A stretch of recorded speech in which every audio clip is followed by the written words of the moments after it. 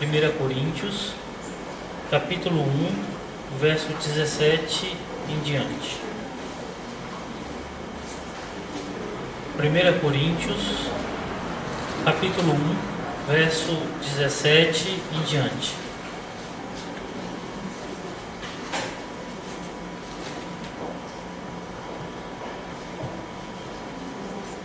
Pois não foi para batizar que Cristo me enviou, mas para anunciar o Evangelho, sem recorrer à sabedoria de linguagem, a fim de que não se torne inútil a cruz de Cristo. Com efeito, a linguagem da cruz é loucura para aqueles que se perdem, mas para aqueles que se salvam, para nós é poder de Deus, pois está escrito: destruirei a sabedoria dos sábios e rejeitarei a inteligência dos inteligentes. Onde está o sábio? Onde está o homem culto? Onde está o argumentador deste século? Deus não tornou louca a sabedoria deste século? Com efeito, visto que o mundo por meio da sabedoria não reconheceu a Deus na sabedoria de Deus, aprove a Deus pela loucura da pregação salvar aqueles que creem. Os judeus pedem sinais, os gregos andam em busca da sabedoria. Nós, porém, anunciamos Cristo crucificado, que para os judeus é escândalo, para os gentios é loucura, mas para aqueles que são chamados, tanto judeus como gregos, é Cristo, poder de Deus, sabedoria de Deus. Pois o que é loucura de Deus é mais sábio do que os homens, e o que é fraqueza de Deus é mais forte do que os homens. Vede, pois, quem sois, irmãos? Vós que recebestes o chamado de Deus. Não há entre vós muitos sábios segundo a carne, nem muitos poderosos, nem muitos de família prestigiosa. Mas o que é loucura no mundo, Deus escolheu para confundir os sábios. E o que é fraqueza no mundo, Deus escolheu para confundir o que é forte. E o que no mundo é vil e desprezado, o que não é, Deus escolheu para reduzir a nada o que é, a fim de que nenhuma criatura possa vangloriar-se diante de Deus. Ora, é por Ele que vós sois, em Cristo Jesus, que se tornou para nós sabedoria proveniente de Deus, justiça, santificação e redenção, a fim de que, como diz as Escrituras, aquele que se glorie, glorie-se no Senhor. Palavra do Senhor. Senhor Todo-Poderoso, Tu que vês e sabe todas as coisas,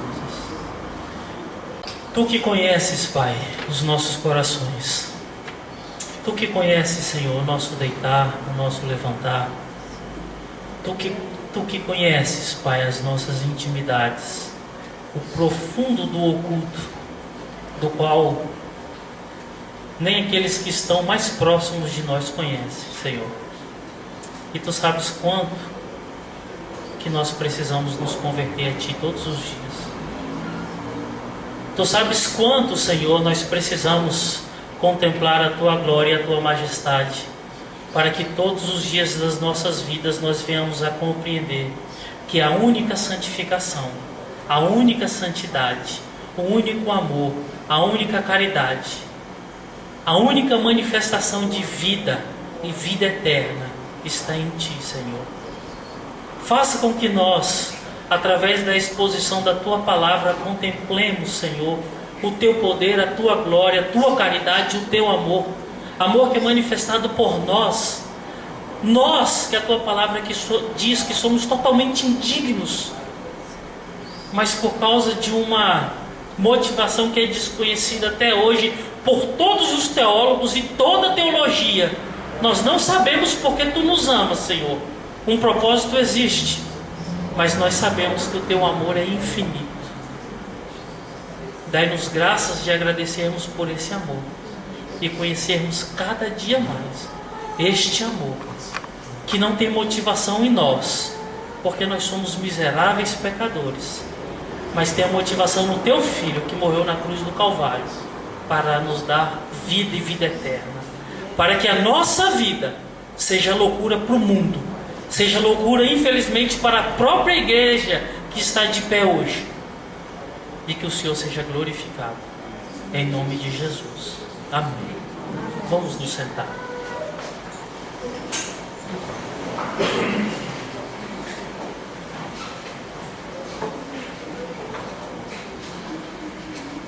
Presos nesse texto, nós ainda permanecemos na cidade de Corinto, um local grego.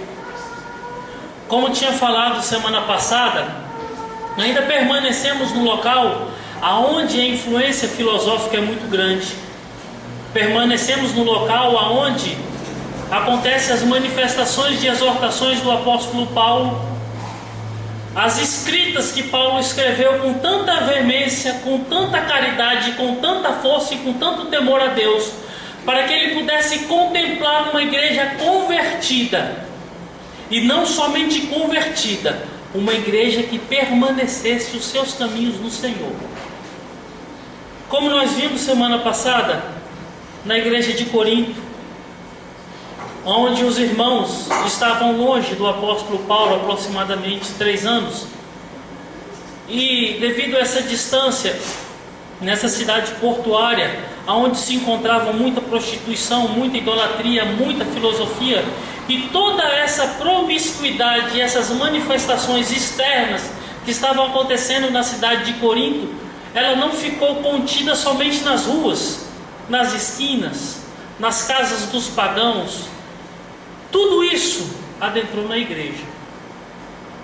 Todas essas práticas começaram a adentrar no coração dos fiéis. Todas essas práticas começaram a perambular entre as fileiras, onde se assentavam aqueles que se diziam filhos de Deus. E Paulo, como nós meditamos semana passada, recebe essa notícia e fica extremamente entristecido. E como providência de Deus, ele escreve para essa igreja, para esses irmãos, exortando esses irmãos para que esses irmãos mudem completamente essa trajetória e voltem-se para tudo aquilo que tinha sido ensinado para eles. Semana passada nós meditamos do verso 17 até o verso 25. Você fica com a sua Bíblia aberta, que nós vamos hoje observar do verso 26 até o verso 29. E o interessante é que quando nós observamos e olhamos as práticas e a historicidade dessa igreja, os primeiros versículos, desde o capítulo 1, seguindo do versículo 1 até o verso 26, o apóstolo Paulo segue numa frequência onde ele começa a demonstrar os erros praticados por essa igreja, e ele começa a trazer a argumentação da qual ele já tinha estabelecido para esses irmãos, do qual eram ordens e leis e evangelho que já tinha sido pregado nessa igreja, do qual a igreja estava totalmente dividida em partidos, uma igreja que estava se penetrando e deixando adentrar no seu coração a sabedoria, os seus questionamentos que os filósofos, as pessoas que estavam envolvidas com a filosofia estavam trazendo para elas. E hoje no verso 26 nós vamos perceber que Paulo traz uma amostragem como resposta daquilo tudo que ele tratou. E uma amostragem que não está pautada nesses adjetivos que ele vai tratar, que está sendo direcionado aos irmãos.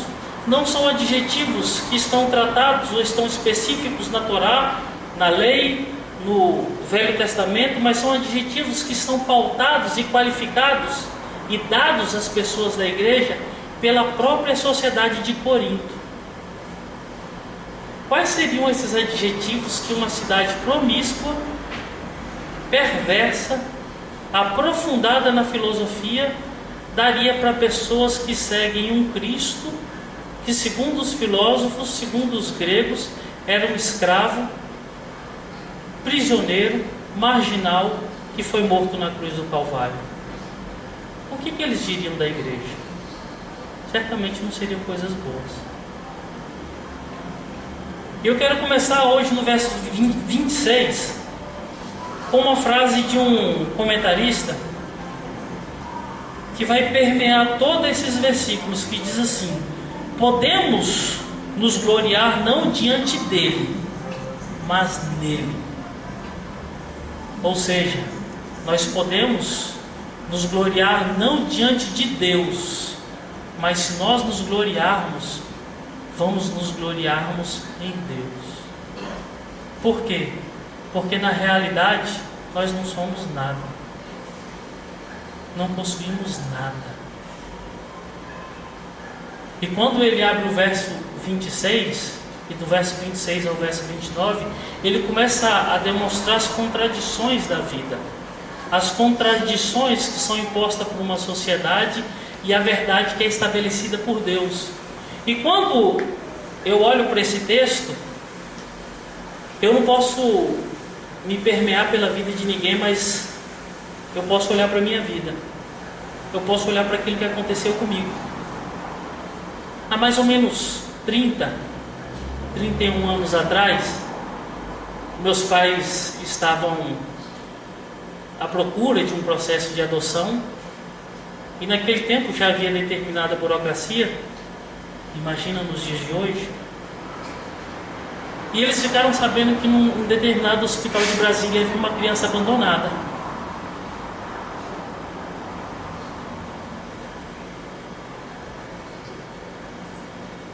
Essa criança tinha sido abandonada pelos seus pais, e o processo de adoção seria mais fácil.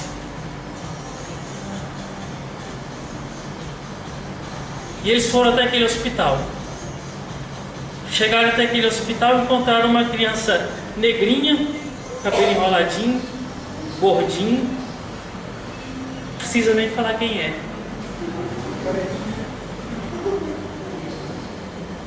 E não tinha nada para atrair os pais, nada para atrair um casal.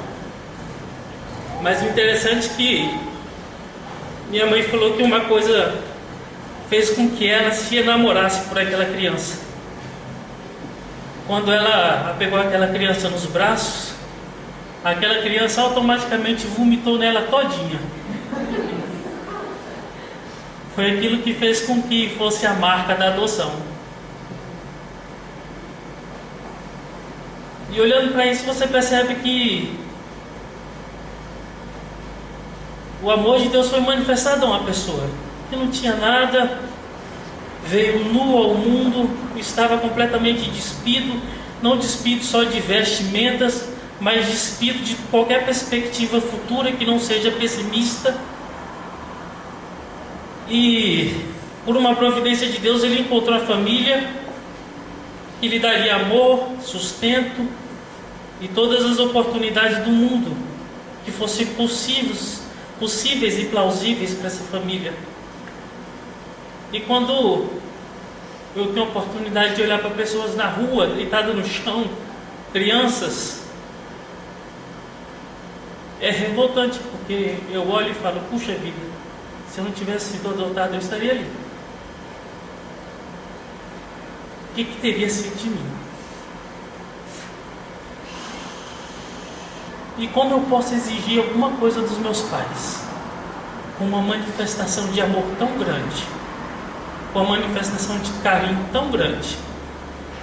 Pegar uma criança sem beleza nenhuma, sem formosura nenhuma, que simplesmente só faz vomitar, levar para dentro da sua casa, amar, dar vestes, futuro, família, amor.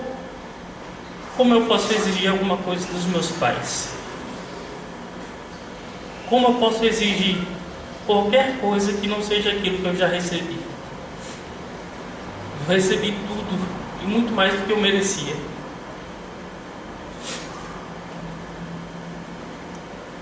E no verso 26, o apóstolo Paulo em diante começa a tratar sobre esse aspecto. O aspecto de adoção, o aspecto de demonstração daquilo que é uma amostragem que pai e mãe, desconhecendo totalmente uma pessoa, não na perspectiva de ignorância da parte de Deus, mas na perspectiva de saber que tudo aquilo que está sendo trazido para ele são coisas que não tem perspectiva nenhuma de coisa boa, que não tem perspectiva nenhuma de uma realidade, de uma sustentabilidade, e tudo aquilo que vier para ele vai ter que ser sustentado, estabelecido, conduzido e firmado por ele, que somos nós. Quem de vocês consegue hoje ficar em pé se não for por causa de Cristo? Quem de vocês hoje consegue colocar o joelho no chão pela manhã e agradecer a Deus por todas as coisas se não for movido pelo Espírito Santo? Quem de vocês tem coragem de encarar a morte face a face e dizer: eu não temo você, eu não temo a sua sombra, porque se eu te encontrar, se tu aniquilares a minha vida agora, tudo acaba na carne, mas a carne não é a minha realidade é uma perspectiva futura onde nunca mais terá fim, se não for pelo próprio Cristo. Essa realidade que o apóstolo Paulo está tratando primeiramente da igreja de Corinto, de pessoas totalmente desprezíveis e totalmente necessitadas de Deus, mas que se expande e se estende não só para nós, mas para toda uma história da realidade do cristianismo. E quando nós percebemos e olhamos e analisarmos, pudermos analisar esse texto, vamos perceber algo que é muito interessante, que a sociedade de Corinto avaliava as pessoas e dizia características para as pessoas por aquilo que elas eram, tinham e por aquilo que circulava a vida delas. É diferente de nós hoje? É diferente da sociedade hoje? É diferente de vocês?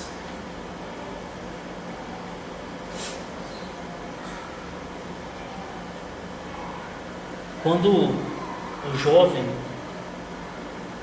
propõe o desejo no seu coração de casar, a primeira coisa que projeta na sua cabeça é uma esposa perfeita, linda. Ela tem que ter detalhes assim, assado, a mão dela tem que ser assim, as pernas tem que ser assim, a boca tem que ser de tal forma, o cabelo tem que ser de tal forma. Por quê? Porque aquilo atrai, aquilo alegra o coração dele. Da mesma forma a jovem. Hoje, quando nós vamos escolher as nossas amizades não são pautadas por uma ótica ou por uma realidade cristã, ou uma perspectiva bíblica, mas as nossas amizades estão permeadas por aquilo que eu posso extrair daquela pessoa que está aproximando de mim. O que essa pessoa tem para me dar? Será o que eu posso tirar proveito dessa minha amizade? Será que ele é uma pessoa influente? Será que ele é rico? Será que ele vai poder me dar aquilo que eu preciso? O emprego. Hoje se procura emprego não por aquilo que gosta, mas se procura emprego por aquilo que se paga. A pessoa nunca nasceu para colocar uma arma na cintura, mas se a polícia paga o maior salário hoje, ele vai ser policial e não importa o que aconteça. A pessoa nunca nasceu para vestir um paletó e ser advogado na vida, mas se for um bom salário, um salário ótimo, aquilo que importa. Ou seja, tudo que nós fazemos, tudo que nós queremos, tudo que nós projetamos está atrelado àquilo que nós podemos extrair de pessoas, de relacionamentos, de entidades ou de qualquer coisa que possa estar ao nosso redor. Nós nunca, ou quase nunca, escolhemos e desejamos aquilo que possa ser uma perspectiva de Deus. Qual é a perspectiva de Deus? A perspectiva de Deus é aquela que nem sempre no meu relacionamento eu vou ter só o que interessa ao meu coração. Na perspectiva de Deus, nem sempre eu vou fazer aquilo só que alegra o meu coração. Na perspectiva de Deus, o meu relacionamento vai estar pautado não para a minha felicidade ou para a felicidade do meu próximo, mas para a glória dele. Na perspectiva de Deus, eu não faço aquilo somente que me agrada, mas aquilo que glorifica o nome dele. E na perspectiva de Deus, quando se brota ou nasce ou eclode uma amizade não surge, não se brota por aquilo que eu posso extrair ou deixar ser extraído, mas por aquilo que eu posso doar e glorificar o nome de Deus. Quantos de nós estamos fazendo isso? Quantos de nós estamos fazendo isso? O maior mau exemplo é a própria igreja. A igreja não abraça os andarilhos. A igreja não abraça os moribundos. A igreja não se entrega para os indigentes. Mas a igreja ama os ricos, os empresários, os funcionários públicos de cargo alto, os eloquentes, os bonitos, os prósperos. E nós estamos inseridos nela, numa maldita pseudo igreja que se diz do Senhor Jesus. E quando nós olhamos para a igreja de Corinto, é a mesma coisa. Só que infelizmente essas qualificações não estão atreladas só do lado de fora, projetando para dentro. Essas qualificações já estão lá dentro, em discriminação de pessoas. E o verso 26, o apóstolo Paulo começa dizendo na sua primeira frase, na parte A do verso 26, algo maravilhoso, que diz assim: vede, pois, quem sois, irmãos, vós que recebestes o chamado de Deus. E a primeira coisa que Paulo faz questão que nós venhamos a perceber na nossa realidade cristã é uma análise de nós mesmos, um escrutar de nós mesmos, da nossa realidade, da nossa vida e da nossa prática. Como foi falado domingo passado, fazer isso é muito difícil, porque se minha análise é feita sobre a ótica bíblica é inflexível. A ótica bíblica, ela não dá respaldo para eu querer algo que seja diferente daquilo que Deus determina que seja. Agora, se a minha ótica de análise pessoal for uma ótica da filosofia mundana, uma ótica da filosofia contemporânea, eu vou poder ficar tranquilo, porque ela vai se flexibilizar para onde eu quiser. Vede, pois, quem sois, irmãos, vós que recebestes o chamado de Deus. Quem aqui recebeu o chamado de Deus? O que é o chamado de Deus? O chamado de Deus é aquilo que o apóstolo Paulo fala em Colossenses. É aquilo que a ação de Cristo, a ação do Espírito Santo de tirar nós do império das trevas onde nós vivíamos, onde nós amávamos, onde nós nos regozijávamos, onde era tudo familiar para nós. Deus, através da ação do Espírito Santo, nos arranca do império das trevas e nos coloca no maravilhoso conceito, através do apóstolo Paulo, na maravilhosa luz de Cristo, no maravilhoso caminho do Senhor Jesus. Quem foi chamado pelo Senhor que está aqui nessa noite? Quem de vocês vivia em pecado? E pelo amor de Deus e pela graça de Deus e por um favor imerecido de Deus foi tirado da vida da prática de pecado? Todos nós somos chamados por Deus, nós temos certeza disso. Ou existe alguém ainda que está na prática do pecado, submerso no pecado, vivendo no pecado, totalmente atrelado no pecado, acorrentado no pecado? Se todos nós fomos chamados por Deus, esse verso 26 cabe a mim e cabe a vocês. Uma análise de quem você é. Você tem coragem de dizer quem você é? Você tem coragem de se olhar para dentro? Você tem coragem de olhar para dentro de você e dizer: eu glorifico a Deus nos meus atos? Você tem coragem de dizer que glorifica a Deus dentro da tua casa? Será que se nós olharmos para nós mesmos, Everton, nós vamos ter coragem de olharmos para a nossa vida e dizermos que a nossa família está recebendo, está glorificando a Deus por aquilo que nós praticamos, por aquilo que nós obedecemos e por aquilo que nós vivemos?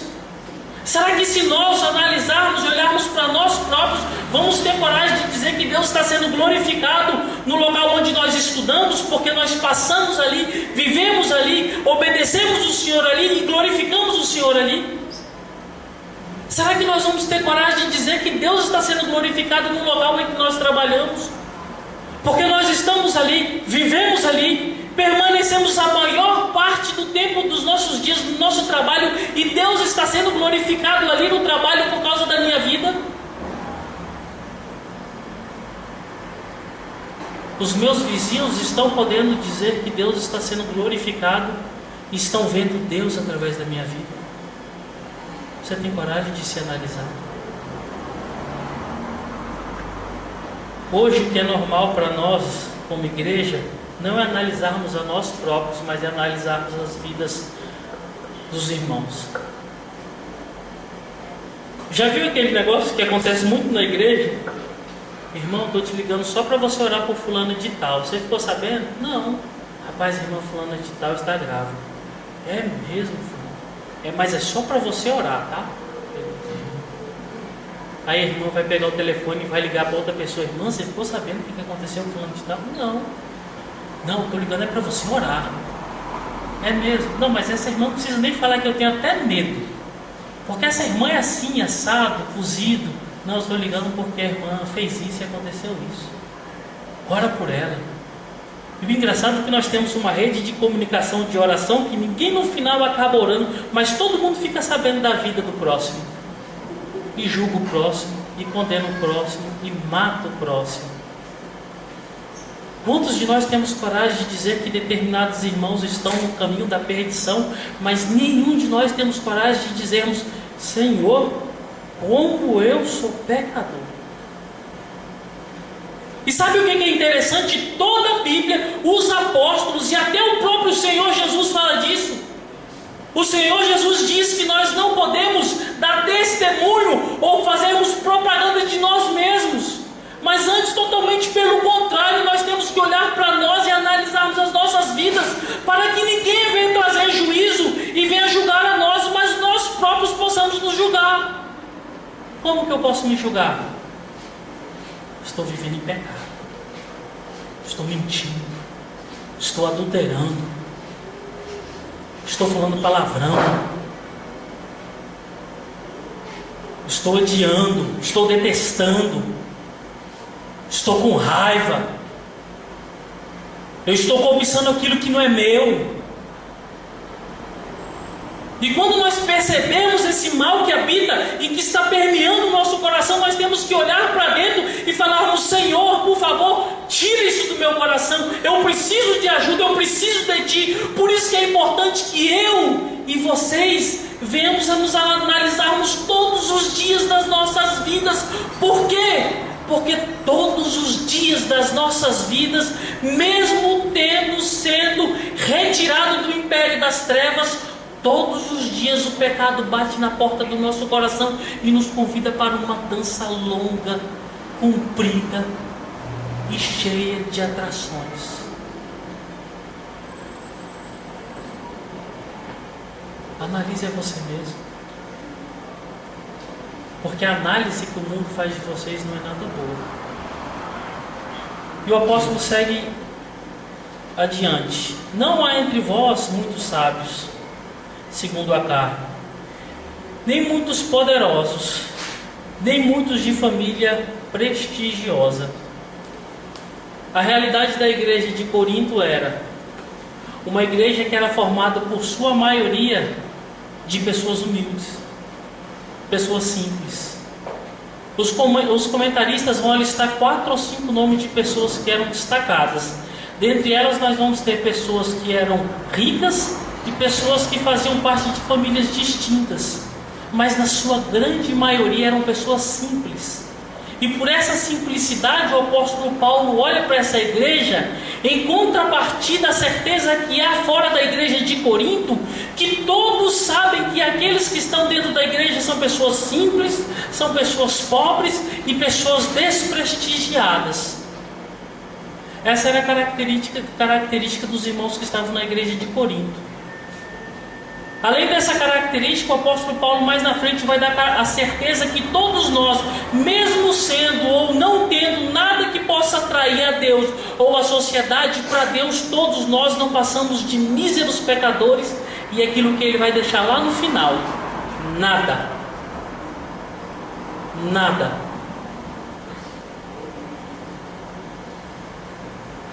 Mas o que é loucura no mundo, Deus escolheu para confundir os sábios. E o que é fraqueza no mundo, Deus escolheu para confundir o que é forte. E o que no mundo é vil e desprezado, o que não é, Deus escolheu para reduzir o nada ao que é. Sabe o que é interessante? É que o discurso das pessoas nos dias de hoje são totalmente contrários ao que o apóstolo está dizendo aqui. O apóstolo Paulo não está discordando das pessoas da cidade de Corinto nessas características. Ele não está discordando, muito pelo contrário, ele está fazendo o favor de mostrar para eles quem eles são. Mas o que é interessante é perceber que Deus pega e usa aquilo que não é nada para fazer com aquilo que é alguma coisa ou pensa ser alguma coisa se tornar nada. Deus usa aquele que é fraco para mostrar para o forte que ele é muito mais fraco do que qualquer outra coisa. E Deus usa daquele que não é sábio para que aquele que é sábio possa ver que não existe nele sabedoria alguma. Mas o interessante é que o nosso discurso e o nosso desejo do coração, as nossas ambições, são para que nós venhamos nos tornar sábios e fortes. O nosso coração quer deter o título de ser sábio. Quantos são dentro da igreja que se dizem sábios? Quantos são os que estão dentro da igreja que se dizem que querem estar no meio da sociedade falando de filosofia, de sabedoria, de tudo quanto são coisas que na sua maioria, como diz nos primeiros versos, ofuscam a loucura de Deus? Certa feita, Paulinho me liga e disse que uma menina no centro de recuperação tinha falado para ele que Deus ia destruir todos os pastores dessa igreja, porque nós estamos pautados pela sabedoria, e o apóstolo Paulo estava dizendo que a sabedoria seria destruída. Observe dentro da igreja quantos de nós temos no nosso coração o desejo de sermos sábios e menosprezarmos aqueles que não sabem de quase nada. Observe aqueles irmãos que têm a certeza no seu coração que conhecem tanto que não compartilham com ninguém nada. E uma coisa eu me pergunto: como pode alguém saber tanto e não conseguir compartilhar o que sabe? Sendo cristão. Porque é comum, a Deus, você olhar pessoas no mundo que possuem muito e não compartilham com ninguém. Mas nós que somos cristãos, se alguma coisa nós possuímos em muita quantidade, nós devemos compartilhar e não menosprezar. Aquilo que nós chamamos de sabedoria teológica e sabedoria de Deus está fazendo com que muitos sejam desprezados e menosprezados dentro da igreja. Que sabedoria é essa? Que expressão de graça de Deus é essa? Tem muitas pessoas que, se eu pudesse escolher e ter autoridade para dizer quem pode e quem não pode estar dentro de um seminário teológico ou sentado numa cadeira teológica, a maioria não deixava entrar. Porque você percebe que essas pessoas entram para vomitar em cima das outras aquilo que eles ouvem, não aquilo que eles sabem. Isso se torna uma sabedoria teológica que não passa de uma filosofia contemporânea, porque não produz vida. Muitos teólogos nos dias de hoje estão matando pessoas, mas não é uma ou duas, eles estão matando a rodo por aquilo que eles dizem ser sabedoria de Deus. Mas sabedoria de Deus não mata, irmãos. Sabedoria de Deus edifica a igreja. A partir do momento que eu entendo Na minha concepção, que sabedoria é um dom de Deus, e a Bíblia ensina que dom de Deus é para a igreja, não para mim próprio, é para a edificação da igreja, é para o fortalecimento da igreja, é para o crescimento da igreja, é para a vida da igreja, é para o desenvolvimento da igreja, é para a multiplicação da graça de Deus na vida de muitas pessoas que sabem muito pouco ou não sabem nada, e Deus dá um prestígio para uma pessoa conhecer, e essa pessoa diz que conhece, e ao invés de transmitir conhecimento, ele vomita a sabedoria que ofusca a cruz de Cristo. Que sabedoria é essa?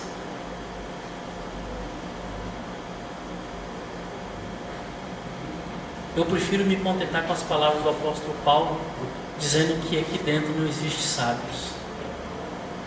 Me contentar ao ponto de dizer: eu não sou sábio. Esse tipo de sabedoria não cabe para mim. Agora, se existe uma sabedoria que pode caber para mim, é aquela que eu posso compartilhar com quem é grande e com quem é pequeno, para que o grande e o pequeno seja edificado no nome de Jesus.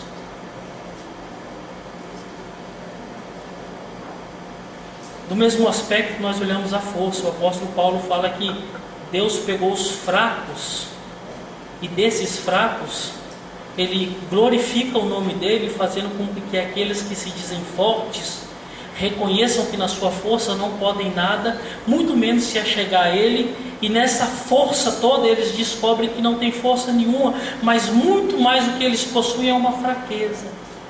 E muitos de nós queremos ser fortes.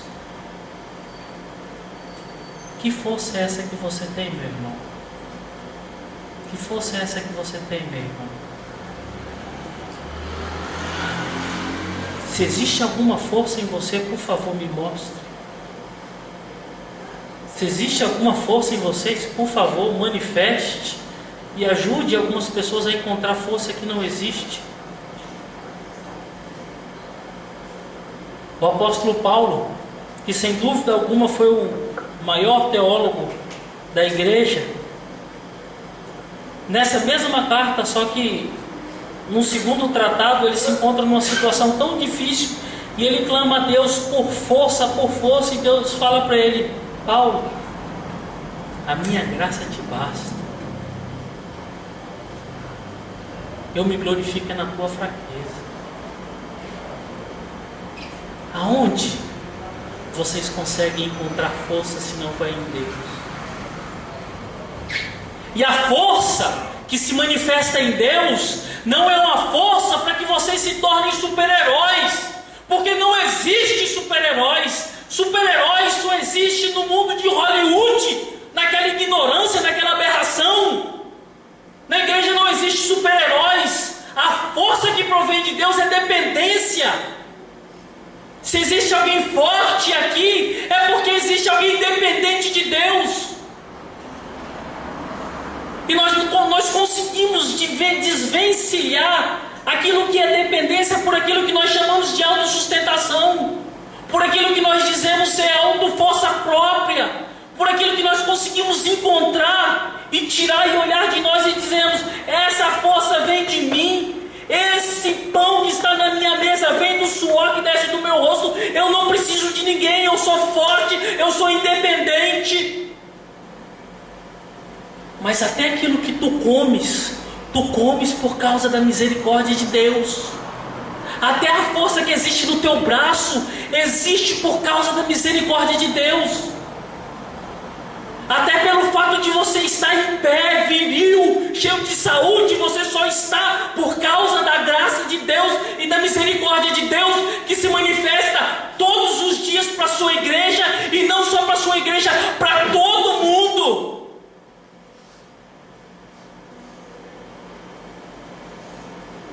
Mas hoje se manifestam heróis dentro da igreja.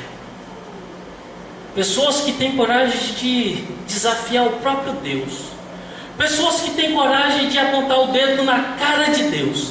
Pessoas que têm coragem de dizer que vão colocar uma faca no pescoço de Deus. Pessoas que têm coragem de afirmar, de dizer, de proclamar, que determinam a Deus, e Deus, na sua onisciência, na sua onipotência, na sua grandeza, o máximo que pode fazer é obedecer a exigência dessas pessoas. Os heróis, os fortes, os gigantes. E o pior não é isso. O pior não é perceber que essas pessoas estão dizendo isso. O pior é você conversar com aquela pessoa que não tem conhecimento nenhum. Aquela pessoa mais humilde de dentro da igreja. Que até no fato de você cumprimentar a pessoa manifesta um ato de força que não existe nela. Ô meu irmão, tudo bem? Tudo, você está bem? Aí você responde, rapaz, eu não estou, estou ruim. Meu irmão, repreende isso em nome de Jesus. Você está bem. Você é forte. Você é grande. Você é guerreiro. Rapaz, o cara fala tanta coisa que você está lá embaixo, mas quando ele fala, você fala assim, Deus do céu, isso é verdade. Sério. Conversa com alguns irmãos de determinados locais que quando você vai expressar uma realidade da sua vida, ele vem com milhares de críticas e aponta você como um autor daquilo que você pode ter e possuir tudo. E sabe o que é interessante? Que existe um relato na Bíblia que quando Jesus estava indo fazer as suas missões, chegam algumas pessoas para ele e dizem, mestre, eu irei contigo. Mestre, eu vou contigo. O Senhor fala assim, por que você vai comigo? Olha, até os animais têm ninho. Eu não tenho nenhum travesseiro para reclinar minha cabeça. Existe outro relato que Jesus está no barco, mas não fala mais de Jesus porque ele está dormindo de tão cansado que ele está. Existe outro relato que Jesus, por um propósito, por uma graça soberana de Deus, ele vai a um poço porque ele está morrendo de sede, está morrendo de fome, e tem um encontro com uma mulher que é pecadora, mas ele estava sedento, ele precisava de água. Nós encontramos sinônimos e apresentações de fraqueza humana no próprio Senhor Jesus, porque em nós vamos ser encontrados somente força, graça e baluarte. Aonde existe isso na lógica bíblica? Por isso que quando nós olhamos para essas expressões que o apóstolo Paulo fala da igreja de Corinto, a da qual nós extraímos para os dias de hoje, olhamos que dentre nós realmente não existem pessoas distintas, dentre nós não existem pessoas importantes para a sociedade, dentre nós só existem pessoas fracas, dentre nós só existem pessoas que não têm conhecimento e sabedoria. Nós ainda nos revoltamos contra Deus, mas nós percebemos pela exposição da palavra de Deus que todas essas coisas não é motivo para que meu coração se revolte contra Deus, mas é motivo para que eu saiba que Deus está sendo glorificado pela minha ínfima situação de vida. Sou pequeno, mas por eu ser pequeno Deus me escolheu, e por causa dessa minha pequenez Deus é glorificado. Por que eu devo ser grande? Grande é só o Senhor. João Batista, questionado por seus discípulos por causa de Jesus, porque a obra de Jesus superabundava a obra dele, e João Batista diz, importa que ele cresça e que eu diminua. Mas não importa que Cristo cresça nos dias de hoje, não importa que Cristo seja revelado nos dias de hoje, não importa que Cristo seja exaltado nos dias de hoje, muito pelo contrário, importa que eu cresça, importa que meu coração seja satisfeito, importa que eu possa conquistar, importa que as pessoas possam reconhecer algo de bom em mim, importa que as pessoas possam conhecer algo de força, de maravilha, de majestade dentro de mim, do qual não existe expressão nenhuma. Mas João Batista tinha essa certeza, importa que ele cresça e que eu diminua. Quantas vezes no seu coração já reinou esse sentimento? Pequenos, fracos,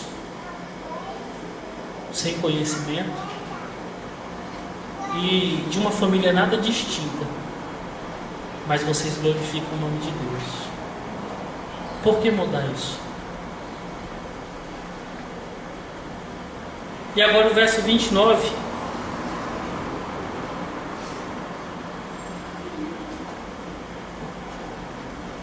O apóstolo Paulo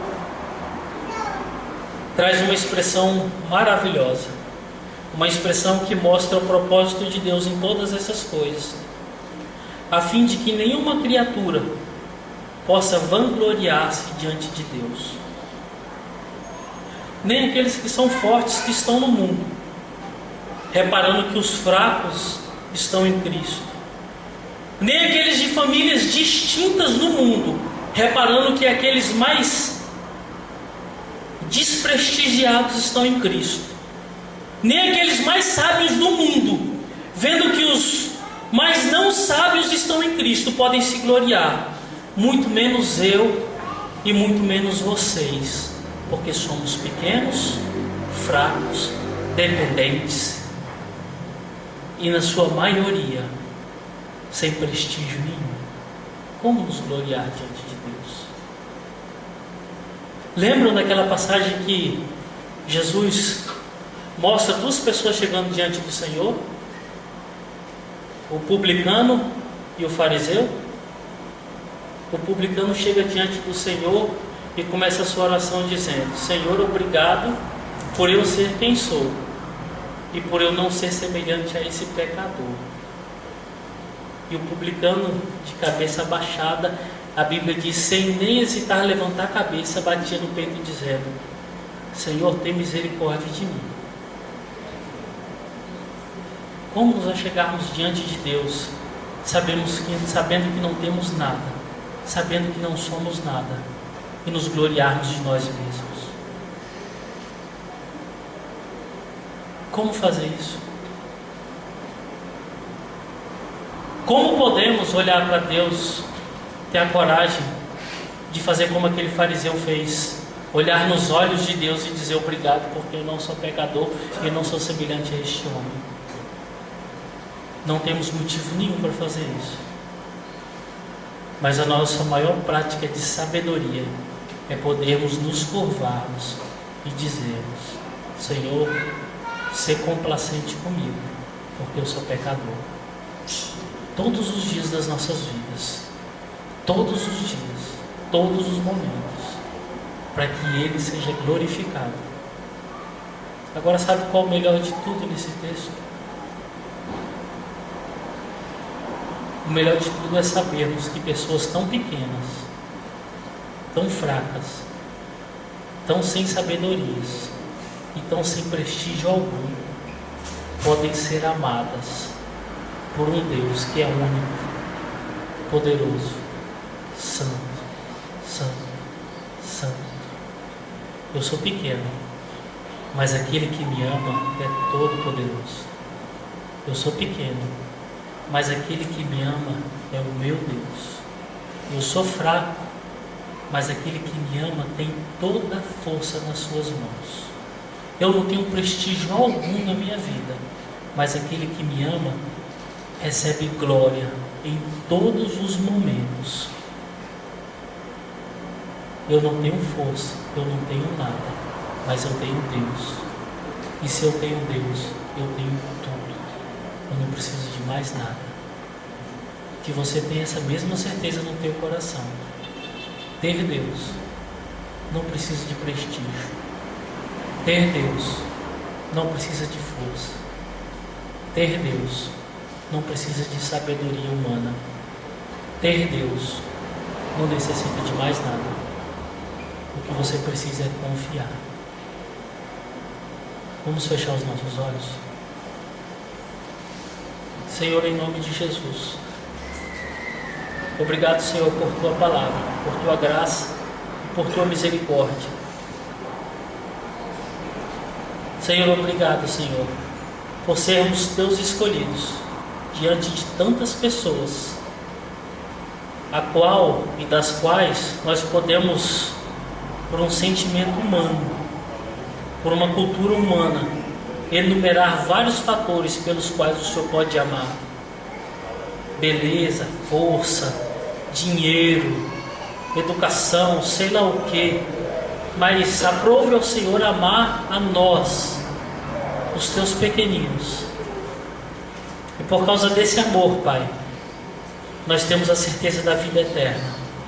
Por causa desse amor, todas as discriminações, todas as palavras mal proferidas e malditas contra nós não afetem nada o nosso coração, porque nós temos certeza que o amor do Senhor superabunda todas as coisas. Por causa dessa escolha e por causa desse amor, eu tenho a certeza que mesmo eu não tendo nada, o Senhor é tudo, e eu possuo todas as coisas que eu necessito. Mesmo por causa desse amor e por causa dessa escolha, eu sendo fraco, Senhor, eu tenho a certeza que é na minha fraqueza que Tu Te glorificas. Faz com que o coração dos nossos irmãos, Senhor, aprenda isso, vivam isso e glorifiquem Teu nome todos os dias, Pai, para a Tua glória, para a Tua honra. Amém.